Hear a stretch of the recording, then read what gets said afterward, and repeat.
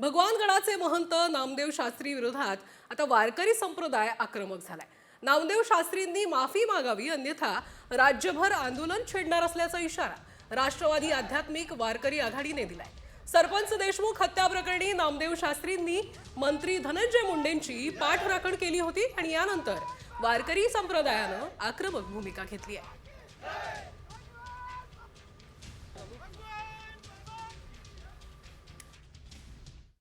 आज धनंजय मुंडे सलाईन लावून त्यांच्याकडे गेले, त्यांनी पाठिंबा दिला। उद्या जर तुमच्या पत्रकारांनी त्यांना प्रश्न, उद्या वाल्मिक करार जर आला तर त्याला पाठिंबा देणार का? उत्तर नाही देऊ शकले ते काय म्हणतात, ते नेते नाही आहेत। हा कसला भेदभाव झाला संतांपुढे? संतांपुढे सगळेच सारखे पाहिजेत ना।